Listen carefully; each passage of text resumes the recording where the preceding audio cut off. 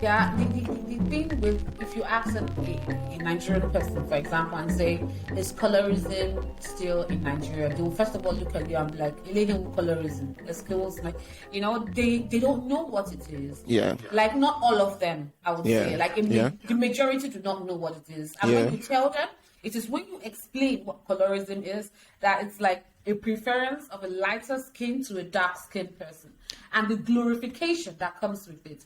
So now, then they would start telling you why, and if it's true or not. But it depends on the person you're asking. Are you asking a bleached person already, a bleached skinned person, or you're asking a dark skinned person? But that's my question. But there That's is exactly also my a middle. question. Are you This is, can I cut you short for also some a while? dark- Can I cut you short for some while? Are you That asking is also exactly a the dark? question that I'm asking. Okay. Yeah. Or which where I'm still having difficulties understanding. That's exactly the question. Because like, okay, the person doesn't understand the word colorism.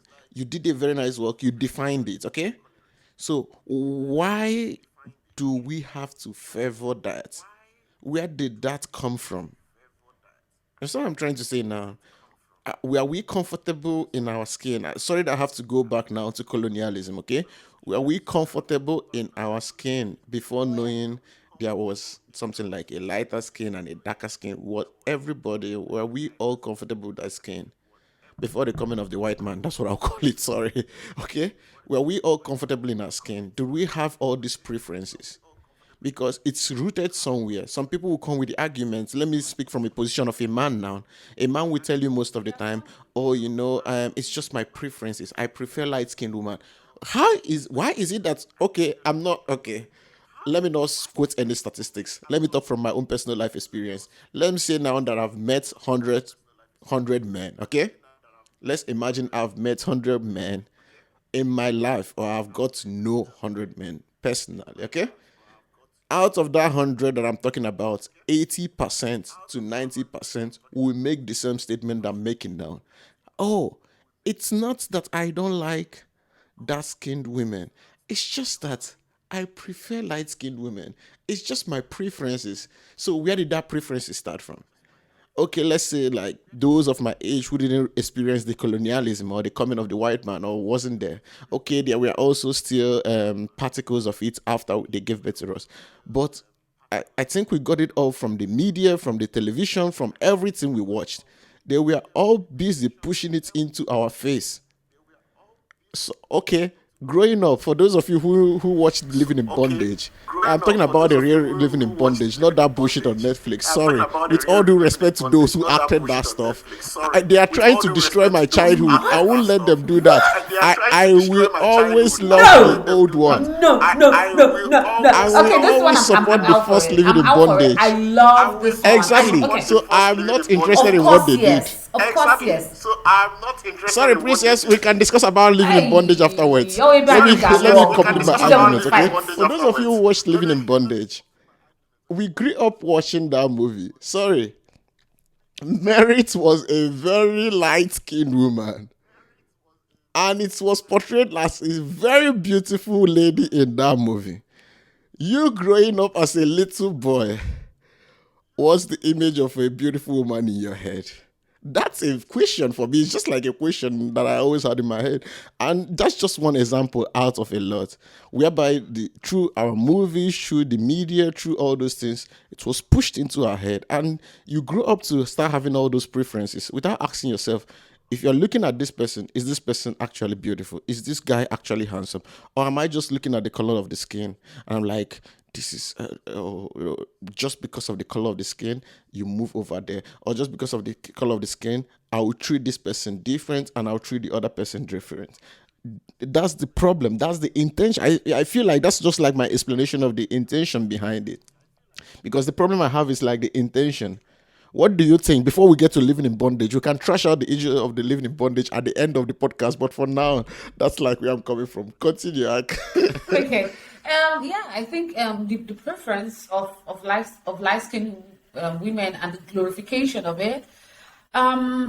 Anybody can tell me anything. I do not think it's okay. I would think it was more propagated or more exhibited by the colonialism. Colonialism, yeah. Jeez. But I think it has always been there. It's nobody can tell me. The bad thing I think we have is that we do not have books that we could read from the old time. We do not have archives where these things are. We don't have anything like how the white people do have. They have books of 1,000 years. We do not have that. And so therefore, we do not know the pains or how women went through in that time. Because can I cut the you only short? thing I think that we didn't have was the bleaching of the skin. Okay, But I know that the men would have, or they had preferred the light-skinned women, because the light-skinned women is being seen as class and luxury. So if you come to the Igbo part, to our part, most of us are light-skinned.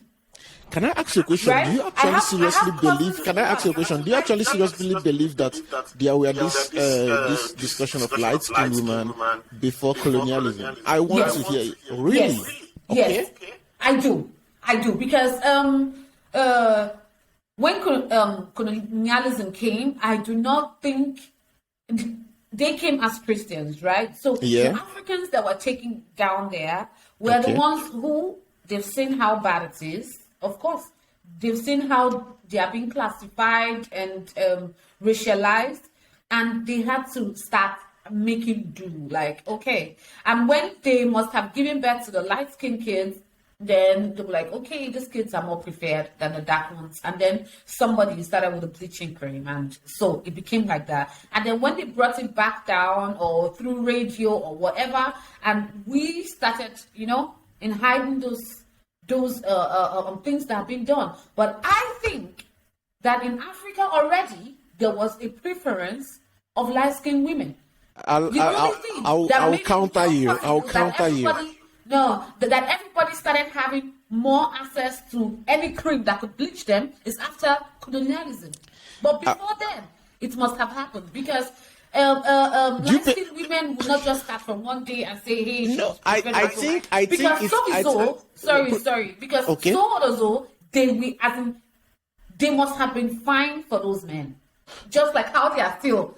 Let me come from somewhere, okay? How can it be possible that it was there before colonialism? Because it doesn't make any sense to me. Because I believe it came with colonialism. Because colonialism was exactly the problem there. When the white men came, when the white men came, when the Westerners came, okay? They showed us, they tried through their education system, through a lot of ways. They tried to also destroy also our own system to show us that that their own system is better than ours, that they had a better. So through colonialism and also through what happened then, we started defining our beauty with a different standard. Because before then, I don't think our definition of beauty was this color of your skin. But then, these are the white men. They have a white woman. She should look beautiful. This is the definition of beauty. They changed the definition of beauty through colonialism, because they told us that our own ways, our own system is the wrong way. We have to take their own. And it's still happening to today, even after colonialism, whereby, can I just finish up? Whereby the Westerners, go and check all those stories they tell you about the most beautiful woman in the world, or according to their scientists. It's always a white woman, because they are defining it according to their own standard. And then we started copying their standards through colonialism.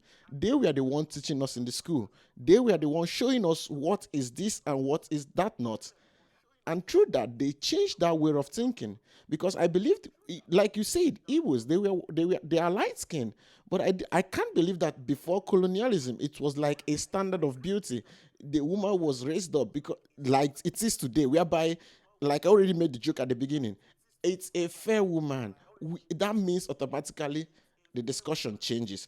Oh, this guy looks so handsome. Why does he look so handsome? Oh, he's so fair. It started with colonialism. We had there were other standard of measuring beauty which we had, like a man looking muscular, a woman looking whatever your preference is. That's something else, okay? But the part of the color, I believe it's the coming of the Westerners. That's what I'll call it. Yeah, the Europeans. Look, I said it before, because we do not have any evidence to or written evidence to tell us what must have happened in that time. So therefore, we can't say if it was already there before colonialism, that is pre-colonialism, or it is or post. these guys who brought it. So I know they brought it. I know because of them it got more broader, right? But at the same time,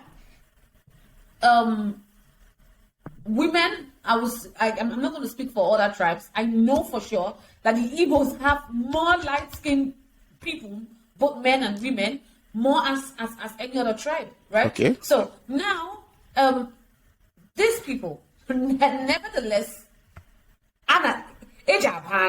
you know, they enter your eyes. And when men or women, likewise, like my grandfather is very fair. Okay. It's like, okay. So when they enter your eyes, and now colonialism came, and then it became more, you know, everybody more saturated. Yeah. Then the penchant for this light skin found its way into our lives, or Africa, so to speak, through colonialism. But it's not like I'm saying that it came through colonialism. I'm saying it must have been there before colonialism came. It's just that colonialism came, and it came with the creams. Yeah, you know, with the creams. I still differ. Maybe, you know, maybe I'm wrong. It came Maybe with I'm the wrong. cream. Well, it's not like this. Maybe I'm seriously wrong, because I still differ. You know why? I know I listen to High Life, and when I'm talking about High Life, I mean the old High Lives, okay? The old ones, okay? Before the independence. And I could remember some of the examples they were giving there. You know, they were like describing the woman there, and the guy singing the song was trying to praise the woman. And the comment he made was like, "No na acha ka onye ọcha." That means she's as fair as a white woman. That means like she's as fair as a white person. For me, the definition, because I wasn't there then, but definition is that I think through that our standard of beauty took up a new definition. Because if it's so important to compare a beautiful woman, not the Ocha, she's as fair. That's automatically why she should be so wonderful, or why she should be treated so special, just because of that reason. You know what I'm trying to say? So for that reason, I'm like, that it brings up a different question for me. I think it's also a topic I will have to still do some more researches on how it started. But I know I've gone to a workshop whereby the person actually explained how this colorism was more rooted in colonialism, okay? But that's just my opinion at the end of the day. But I also respect your own opinion. I understand where you're coming from, but that's just where I'm coming from too.